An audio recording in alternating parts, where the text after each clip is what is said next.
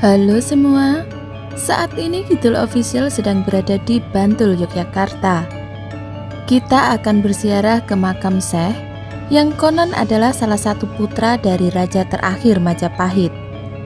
Siapakah beliau dan seperti apa pula tempatnya? Ikuti terus video kita sampai selesai.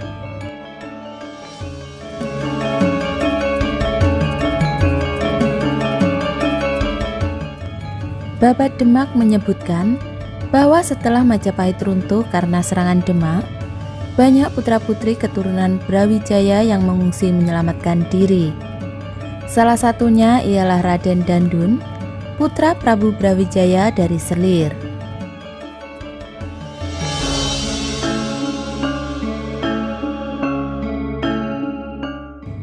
Dalam usia yang masih terbilang muda, Raden Dandun terpisah dari keluarganya, keluar masuk hutan, mendaki gunung, menuruni jurang, terlunta-lunta tak jelas arah tujuannya.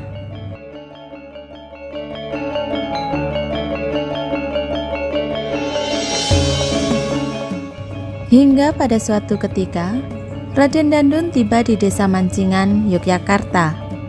Pada waktu itu, di Mancingan ada seorang pendeta yang sangat mumpuni ilmu agamanya dan bernama Kiai Selo Ening.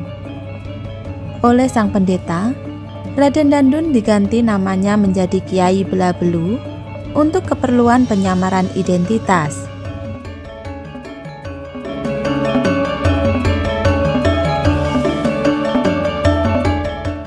Beliau diperintahkan untuk ke puncak gunung sebelah barat Gunung Sentana, yaitu setelah Gunung Banteng.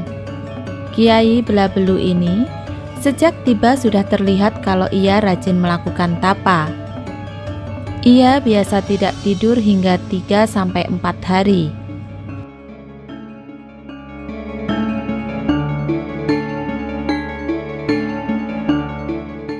Akan tetapi, Raden Dandun tidak kuat menahan lapar. Sebentar-sebentar ia harus makan. Sebab tiap hari ia biasa makan 3-4 kali. Kesukaannya adalah nasi ayam liwet, yaitu nasi yang dimasak menggunakan santan kelapa dan di dalamnya diisi dengan daging ayam.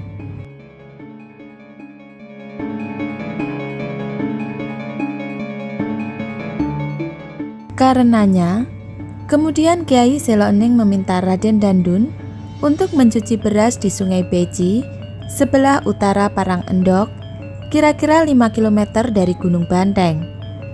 Dengan cara seperti itu, nafsu makannya dapat dikurangi menjadi sekali dalam sehari.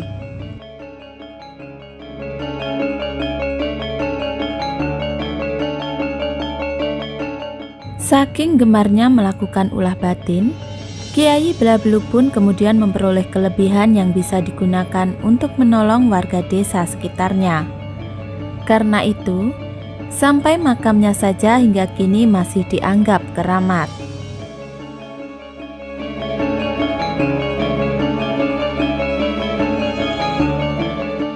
Setelah Kiai Selo Ening masuk Islam, Kiai Belabelu juga ikut pula masuk Islam. Oleh Syekh Maulana, Kiai Belabelu diberikan sebutan sebagai Syekh yang berarti sang guru meskipun beliau adalah seorang putra raja.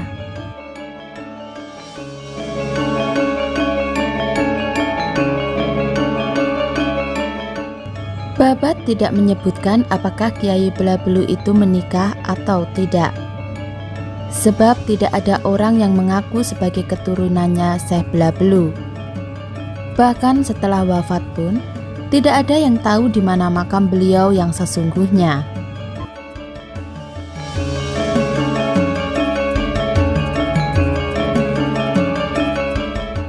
Tetapi yang pasti, makamnya terdapat di sebelah barat Gunung Sentana. Letak makam Syekh Belabelu baru ditetapkan oleh Sri Sultan Hamengkubuwono IX sewaktu beliau berkuasa.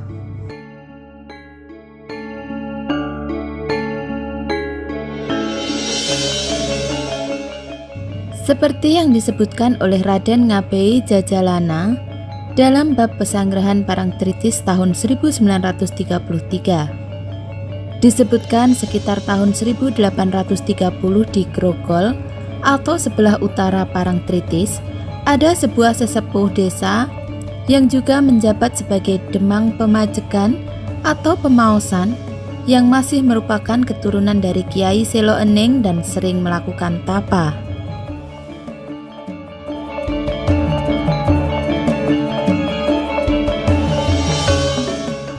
Pada suatu malam, tatkala Demang Pemajegan pergi ke Segoro Kidul atau Laut Selatan, ia melihat cahaya rembulan yang tampak dari balik Gunung Sentana dan jatuh di Gunung Banteng.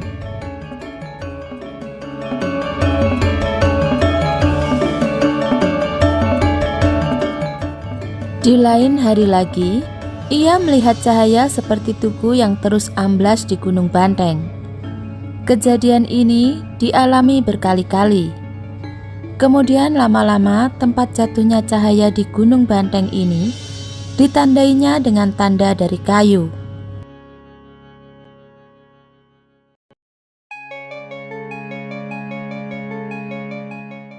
Kejadian ini kemudian diceritakannya kepada Sri Sultan Hamengkubuwono IX, sekalian memohon izin untuk menggali dasar dari patok makam, siapa tahu diketemukan benda-benda yang aneh.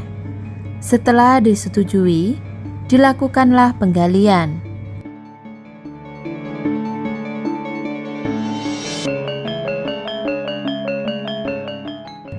Pada saat itu, ditemukan objek berupa 4 buah batu hitam yang berjejeran, 2 di utara dan 2 di selatan, seperti makam yang berdampingan tetapi tanpa nisan yang membedakannya.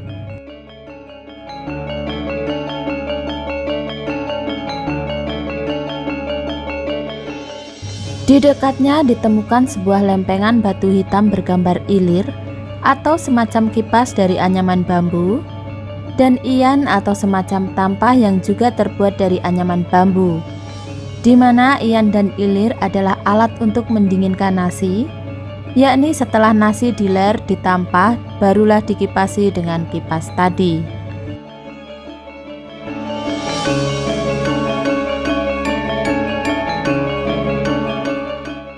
Kejadian atas temuan ini pun kemudian diberitahukan kepada Sri Sultan.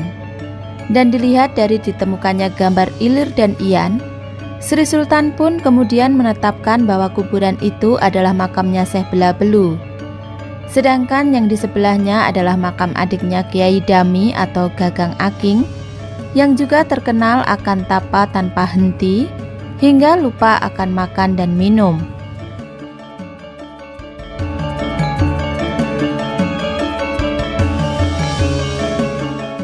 Karena kesungguhan Syekh Belabelu dan juga Kiai Gagang Aking dalam melakukan tapa, maka keduanya kemudian bisa mencapai apa yang dicita-citakan, yaitu pencerahan.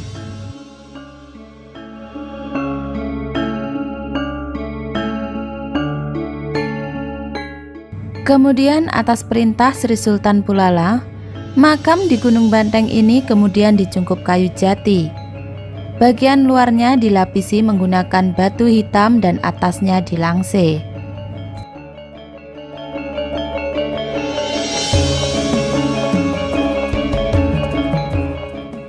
Ketika hendak menuju ke makam Syekh Belabelu, peziarah juga akan melewati kantor pos observasi bulan yang terletak sebelum makam. Di sepanjang anak tangga pun, peziarah akan merasakan teduh dan semilirnya angin karena di sekitar terdapat pepohonan serta sekaligus bisa melihat keindahan laut pantai selatan.